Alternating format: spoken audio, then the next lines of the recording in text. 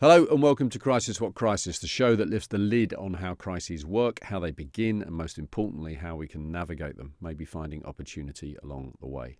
My name is Andy Coulson. If this is your first time with us, can I please encourage you to hit that subscribe button? It really helps us reach a wider audience. Today's episode is a little different, and it's focused on a crisis that involves us all. It's the second episode, in fact, in an AI special series, which started with former Google ex-executive Mo Gaudat.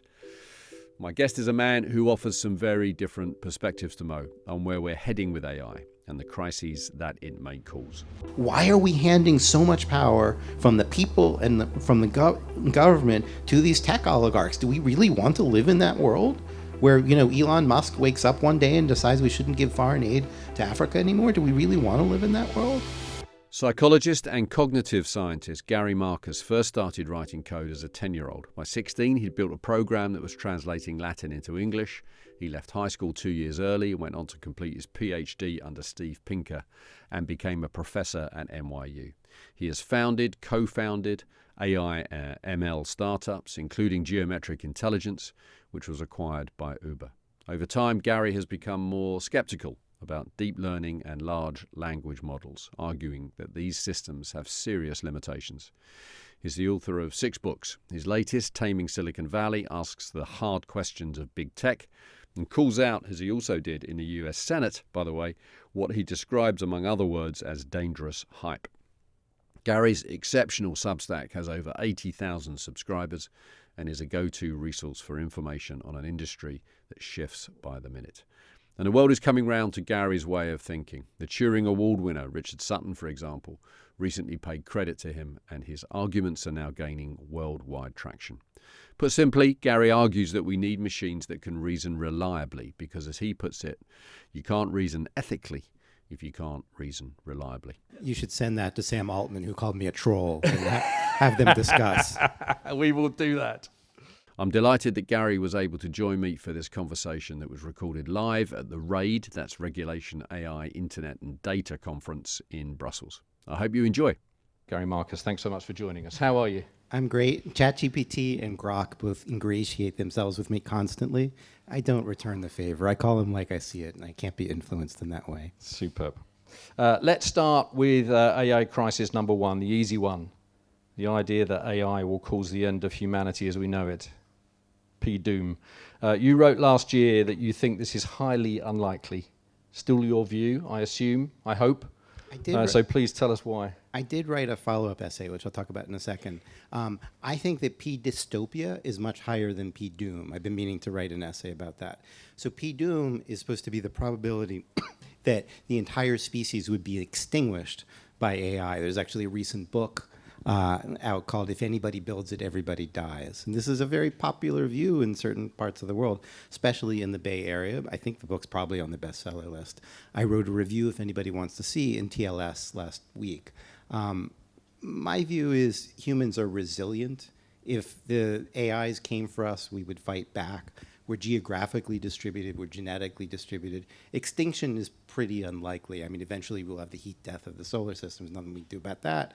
But I think it's unlikely that AI will actually extinguish the species. I think the possibility of catastrophe is fairly high, and the probability of dystopia coming from AI is quickly approaching 100%. So already, I think AI is on a path to be a tool of the surveillance state, kind of universally. I think we're much further along that path than we were a year ago.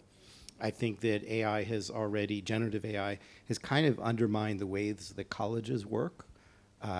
So nobody really knows how to do college education anymore in light of AI. We are in a path where misinformation is essentially free to generate, and so state actors can use it to influence other states, and we'll probably see market manipulations using misinformation and so forth. So I think there are a lot of dystopic things. I think about 1984 and think, well, what would Orwell have written about if he knew that LLMs existed, right? So probability of dystopia, I think, is fairly high. What's your definition of catastrophe? So catastrophe, then, I think this is fairly likely. Let's call it something that kills 1% of the population that AI was in some way causally responsible for. Not entirely causally responsible, it would be like a catalyst or something. But for example, we always have geopolitical tensions, right? And automated misinformation might escalate one of those tensions such that we wind up with a nuclear war, such that 1% or more of the population was annihilated. Or it might teach somebody how to make biological weapons, how to spread them rapidly, and we should come back to that particular issue and so forth. That could be a catastrophe. Now, COVID, I think, killed 1% of the population, right? It was really, really bad. I would call it a catastrophe. It didn't extinguish the species, again, because we're genetically diverse, because we're geographically diverse, and because we're resilient, and we built things like vaccines, and we distributed them. So, it's hard even, well, what's the right way to put it? It's unlikely that any particular event's going to kill more than 1% of the population, but the possibility that something that's influenced by AI in some fundamentally important way might do that seems to me to be relatively high. Seems a bit strange to be quickly moving on from catastrophe, but we're going to. Having established then that there's a future to plan for, let's move to crisis number 2. You touched on it there, democracy.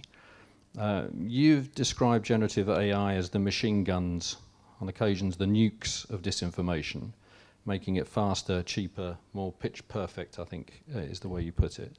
So how do we begin, Gary, to protect democracy in this environment? I mean, we'd have to care, and I'm not sure that enough people care anymore. It's astonishing to me what's happening in the United States, where a press that was much freer, let's say, is no longer allowed to be free, and there's relatively little outcry. The only way to fight misinformation is to recognize that there is a problem and put in institutions, possibly other AI techniques and so forth, in order to fight it. And right now, I don't see the will to fight it. And if there's no will to fight it, then that feeds definitely into authoritarianism, against any real notion, substantive notion of free speech. Just to explain the machine gun reference, misinformation is, I don't know, many centuries, probably millennia old, right? But what you have with generative AI is a system that is perfect at mimicking the human tone, like of journalism and so forth, but with no moral fiber and no awareness of reality. And that makes it a fantastic tool. It's also relatively cheap for the end user to make a fantastic tool to make as much misinformation as you want. An AGI that we sometimes talk about, an artificial general intelligence might say, I'm not going to make that stuff up. It's not true. I have some ethical code in my circuitry. You could at least imagine a Star Trek episode like that, where the Klingons, want to make a bunch of misinformation, and the Star Trek computer says, well, that's just not true. I mean, you guys weren't there first or whatever. But we have AI that will just make up whatever stories you want, and will do that in volume, essentially for free. And for example, the Russian government is well aware of this and is using these tools, and there's already been some documented cases. So, but unfortunately, where my homeland is right now is that nobody wants to do anything about this at all, under the alleged aegis of free speech. But what's happening, it's the Russian fire hose propaganda model, which is basically you have so much, nobody knows what to believe, nobody trusts anything. That's not a good outcome either. I mean, everybody's like, well, with all those deep fakes, what we'll do is we'll just teach people to not trust things. The problem is the limiting step on that is nobody trusts anything, and you wind up in this horrible environment where people ask their neighbors and aren't really informed anymore. It's sort of anti-enlightenment. It's not good. So where do we begin to try and find some solutions then on this caring point, right, which is fundamental?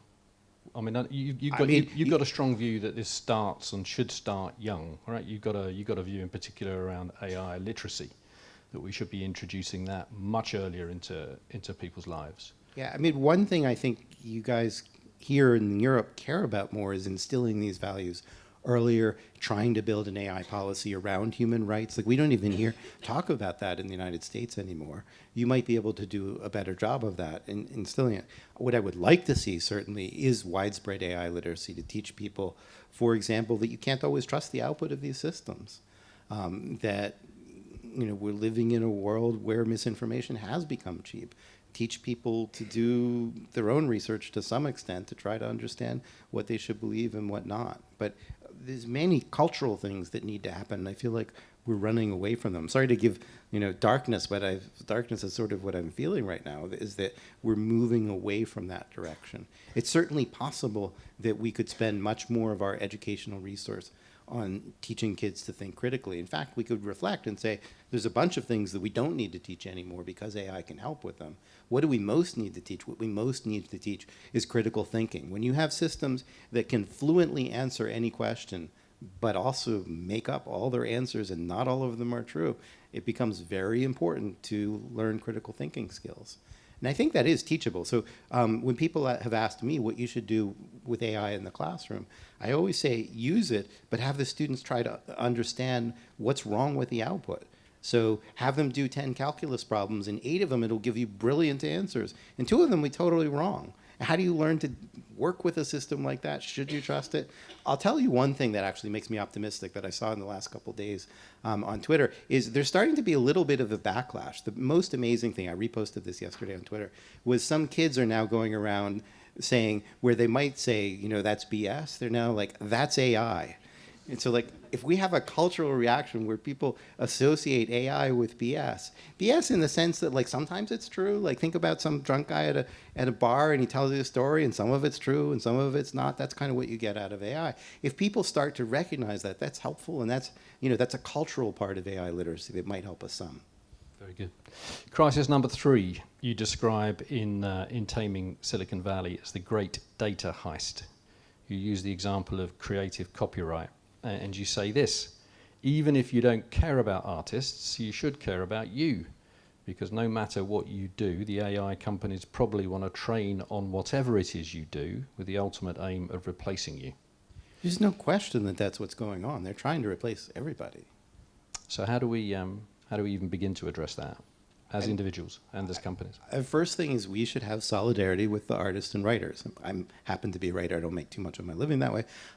We need to show solidarity with the artists and writers and say, this is absurd that, for example, entire nations are thinking of giving all the copyrighted material over to these companies because we have some story about a race with China or something like that, giving essentially all copyrighted materials free. That is the great data heist. I think I quoted Justine Bateman in the book as saying this is the greatest theft of all time. It's all intellectual property of the world we're giving to these companies. And why? Because they're impoverished? You're going to tell me that a company that just did a secondary sale of its stock at $500 billion can't find a little money in its couch cushions to pay the artists and writers? That doesn't make any sense to me at all. And that's not where it started, right? I mean, there were companies who were recognizing the road that we were on, and albeit not in great sums, but some recognition that the whole field changed in the last 5 years, right? So up until around 2020, people in AI mostly were there because they were like, this is a really interesting problem. And it's surprisingly hard, this problem of getting a machine to think intelligently. And most of us who were in the field were like, I want to know how you could do that. And then the scent of money started to enter. It especially entered in November of 2022 when ChatGPT suddenly took off in ways that even OpenAI didn't expect. Nobody expected that it would take off to the degree that it did. And then suddenly it became all about the money. You had grifters who were doing NFTs and stuff like that started to join the fray, and valuations went up, and as the economics changed, people's views of these things changed. It was not the object of the game in AI in 2020 to try to launder data. That is kind of the object of the game now, is to launder data. You get all this data, and at the end, you've paid nothing for it. It'll be worth something. It might not be worth what you thought. So, a lot of the story has been about productivity. And I gave Esko a slightly hard time about the productivity, because the productivity gains aren't actually there so far. But the value right now is actually in the data. You have all the world's books you've paid nothing for, or $1.5 billion lawsuit, and that's it. And you have everybody's personal data. Like so many people from Generation Z are typing in all their personal stuff about their relationships and stuff like that. Now, if you can't make AGI, artificial general intelligence, out of this stuff, out of LLMs, which I think you can't, out of these chatbots, you can still sell that data for micro-targeted ads. And that is where they're going. I mean, look at what OpenAI is doing. They put Nakasone on their board from the NSA. They've bought a share in a webcam company. They are building devices with Johnny Ive that are probably going to like monitor you 24/7 with a camera and a microphone and feed everything through ChatGPT. They're going to be able to target ads like nobody could. I mean, like that Mark Zuckerberg couldn't believe. And why is Mark Zuckerberg spending all of this money? To make nicer video reels, and so he can do that surveillance. He wants to kneecap presumably OpenAI because he sees they're going to cut in on his surveillance business. So it's like the epic battle of the surveillance capitalists is where it's going. Well, on a brighter note. On a brighter note. Gary, look, at the heart of your analysis is your belief that neural networks are not reliable, right? That they're not the facilitator of AGI.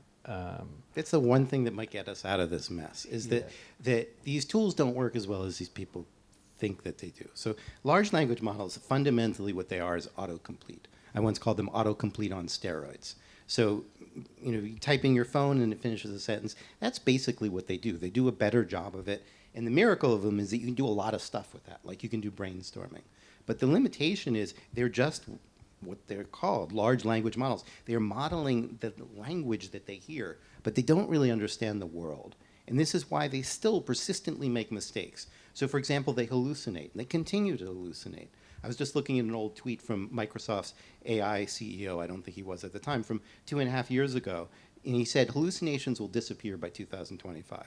Well, anybody who knows these tools knows that they didn't actually disappear. The tech industry constantly makes these promises about problems going away, but they haven't. And I've been warning actually about hallucinations since 2001. So I've been hearing the same kinds of promises over and over again. They never come true. So what's interesting is these tools probably won't get us to artificial general intelligence. I wrote a piece that absolutely infuriated the field called Deep Learning is Hitting a Wall in 2022. And they all took personal shots at me, Altman, Musk, Jan LeCun, and so forth. But the contention was that we were going to see a slowing of progress. And in many regards, we actually have. They don't want to acknowledge this publicly, but they're starting to do other things. They're not just doing this data scaling thing, right? The way you get money is you say, I can change the world if you just give me more data and more compute. And that's a very simple story. The reality is we're not going to get to artificial general intelligence until we develop other techniques. And so what may happen that really changes the nature of the game and should change how Europe is involved in this is that the economics fall apart, right? There's a very large chance that we're looking at a bubble here. And we're looking at a bubble in the sense that we have companies that are valued at billion or in trillions of dollars or $500 billion, et cetera, some public, some private. But the money isn't really there to justify it. The only company that's really making money is NVIDIA. And everybody else is losing money because it costs a lot of money to run this stuff. And it was all based on hype and hope. And the hope was that GPT-5 was going to solve everything. So everybody who tried GPT-4 quickly realized this is amazing, but also it doesn't work reliably. And so you had every business in the world, the CEO telling the CTO, get this stuff into operation next year. Everybody did proofs of concept. Everybody did trials. And none of them worked that well. I mean, there was just this MIT study showing 95% of companies doing these proofs of concept didn't get return on investment. But everybody was hoping, because Sam Altman is such a good salesman, everybody was hoping that GPT-5 was miraculously going to solve everything. You asked why my stock went up, or alluded to the fact that my stock went up. I kept saying it's going to be late and it's not going to be as good as you expected. Well, people just found out it was late and it was not as good as expected. And that may ultimately lead to the bubble deflating. It will not lead to LLMs disappearing. They're going to become cheap. Well, the expression that comes to mind is cheap as chips, which is maybe not the right expression anymore. They're going to become dirt cheap, right? Because everybody's building the same thing, so there's no technical moat. All the companies are building the same. All the US companies and DeepSeek and so forth. Mistral is trying to build the same thing. So LLMs won't disappear because they'll be so cheap to generate, but there's no profits for anybody. And so the valuations of let's say, OpenAI at $500 billion don't really make sense relative to the revenue. You can look at their own projections, and they're not going to make money until 2030. And we know that they're going to make the most optimistic projection that they think they can, get past their investors. So it's a money-losing proposition. So what I think happens sometime in the next year or two, but I don't know exactly when, is that suddenly we have like a WeWork scenario where suddenly people are like, why are we paying so much money for this? This doesn't make sense. Or like a bank run, and suddenly valuations drop, and that will change things. Because a lot of people are in it for the money, and they're going to say, oh, the money's not here. I'm going to go to Crypto 3 or whatever it is they're going to go off to, and it will be interesting. The side note for Europe is all these investments are in LLMs, large language models. That's one way to do AI. It's not the only way. If you know the history of AI, there have been many fads, and there have been what we call AI winters. So one fad, for example, was expert systems. I don't know how many people in the room even have ever heard of expert systems. It's sort of a measure of your age, I suppose, because they just disappeared. They exist in small ways. Banks still use them for certain things and so forth. But there was a time in the 80s where there were massive valuations for expert systems companies, and they just disappeared. And we may see that to some extent with LLMs. A few actors remain. We were talking about the trains before. A few actors remain, but most of the actors will not be making back the money from this. Even NVIDIA, I think, stands to not do quite as well as it is, right? The value of the company is supposed to be about its net future profits, right? And NVIDIA is doing everything it can to pump up those estimates of what those net future profits are by like investing in OpenAI that then buys NVIDIA chips. And people might start to think that that's a little bit peculiar, and then even NVIDIA might go down. And then like the worst outcome is like the entire economy goes down. Like most US investment right now is in AI, and that may not pay off. And then so the consequences of that could be... I mean, you know the phrase too big to fail, right? I mean, I fully expect it. In fact, we're already kind of subsidizing these companies in various ways. Like giving them all their intellectual property for free is already a subsidy.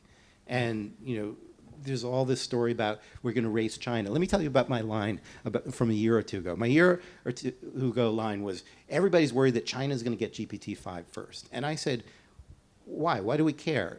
So that they can write boilerplate text faster than us? Like the whole fantasy was that if they got GPT-5 first, that they were going to like, I don't know, invade Taiwan and blah, blah, blah, using this magic super intelligent system. Well, we got it first. What did we do with it? Nothing. Right? People write boilerplate text a little bit faster. There's this whole story about, this whole FOMO story about this big race. Well, we got the GPT-5 first. It's made no practical difference in the world. The only person that was affected by GPT-5 was me, because I said that it was going to be subpar, and it was, and people were like, oh, maybe we should listen to this guy. Very good.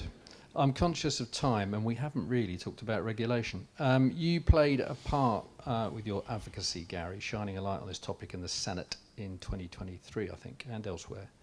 There were some positive noises made about the possibility of an international AI agency. Not a lot of action since.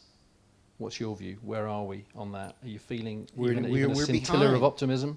I left that meeting, my Senate testimony, Altman was on my left, and the senators are in front of me. I left that incredibly optimistic. It was bipartisan. Everybody in the room said the same thing, which is we really need to regulate AI. We screwed up with social media. We took too long. We didn't do enough. There's this thing called Section 230 that gave basically immunity from liability to the social media companies, which led to polarization in society and all kinds of terrible things happening to teenage girls. We can't do this again. We must regulate AI. And I sat there and I gave suggestions, and they, like on having a US AI agency, an international agency, everybody nodded their heads. And I'm talking about left and right. I'm talking about Lindsey Graham was over here and Durbin was over here, left and right. It was amazing. And I left the room, and the Senate staffers were like, I've never seen them sit in the room so long. Usually they come in, they make their prepared remarks, and they go, and they were all fascinated. They all knew how important this is. It was all great. And then Chuck Schumer did nothing. He was a Democratic senator. He could have put legislation in front, and he didn't. He had 9 listening meetings. He kind of ran out the clock as far as I can tell. And now we have a new administration. Nobody wants to regulate AI at all. U.S. is influencing what gets done in the EU. The EU talks to the U.S. about a meeting, and the only word that they hear is innovation. And so they think about how we're going to do innovation. What we really need, most of all, is one of the things I talked about then, which is some kind of pre-flight check, like we used to have, or maybe still do, depending on your point of view, at the FDA, where if you had a drug, you had to show that the benefits outweighed the risk. That's what we need. So tying this back with the biological stuff, let's say that GPT 5.5 turns out to really pose serious risks for bad actors using them to make biological weapons, right? Let's suppose that happens. What do we have in place to prevent that thing from being released such that it might actually cause a catastrophe as defined by 1% of the population? Nothing is what we have. So in fact, each new release has elevated that risk. And each new release, this guy, Sam Altman, who told the Senate that he had no equity, but actually had indirect equity in OpenAI, sits there and he says, well, I could make a lot of money or I could help the world. I know that, I promised that this company was a nonprofit for the benefit of humanity, but look at all those zeros. This is not a verbatim quote, but this is how I imagine his reasoning. And every time he says, he goes with the look at all those zeros. And he will continue to go with the look at all of those zeros, right? There's nothing to stop him. We have no regulation. We don't really have any regulation here to stop that either. You have a lot of stuff in the EU Act to make sure that people fill out different forms and stuff like that. But there's no teeth that says if somebody releases a system that might become rogue AI or that might cause biological weapons to cause a crisis, that we're going to be able to stop them. There's nothing in place. And part of the notion of the International AI Agency that I was pushing for, and Altman at the time supported and now doesn't, part of that is because we know we could have some rogue AI or something like that, and we want to have mechanisms in place to spot it before it happens, to share information, to try to stop it, as we do to some extent with cybersecurity. We've got nothing on the ground now. We just have a sentiment that we should let these companies go as fast as possible because otherwise China is going to beat us. And again, I say for what? In boilerplate text. And so that's where we are. I'm struggling to find some optimism here, Gary. The one bit of optimism is the piece that I told you before, which is people are wising up a little. When the 9-year-olds are like, well, that's AI, when they know you're BSing, maybe the younger generation will not be so snowed as the older generation. What's your feeling about my old industry, the media? Where do you think we are right now? Let's start with the US media. Where are they on this in your view? They're waking up a little bit. There's been way too much what some people call access journalism. As with the governments, right? The governments like to do their photo opportunities with the tech CEOs. Well, so do the journalists. Not all of them, but most of them. And so they give a free pass. And they did. I mean, Kara Swisher, who everybody thinks is independent, is not independent. She's very close with Sam Altman. She went on book tour and Sam Altman interviewed her. Like, I think this is the paradigm of what we don't want. We want actual independent journalists to ask hard questions. There's been a little bit of that. Karen Howe wrote a book that's on the bestseller list where she really gave Altman a hard time. We need more of that. We need the media to question, why are we handing so much power from the people and from the government to these tech oligarchs? Do we really want to live in that world where Elon Musk wakes up one day and decides we shouldn't give foreign aid to Africa anymore? Do we really want to live in that world? We can take a vote if you like. Gary, we've run out of time. Let's end with some quick-fire predictions that we can return to next year. This on the basis that we haven't, of course, all been replaced by a machine. So 12 months from now, AGI bubble burst or still inflating? It's really hard to know. The famous saying, if you ever want to short the market, that anyone senior will tell you is the market can remain irrational longer than you can remain solvent. You've probably heard it before. And so, look, we don't really know. My picture is of Roadrunner, or sorry, is it Wile E. Coyote, is over the edge of the cliff, and he doesn't fall until he looks down. And the question is, when are we going to look down? Like, gravity is not, there's no support here anymore for what's going on. The economics here make no sense at all. But when will people wake up to that? I don't know.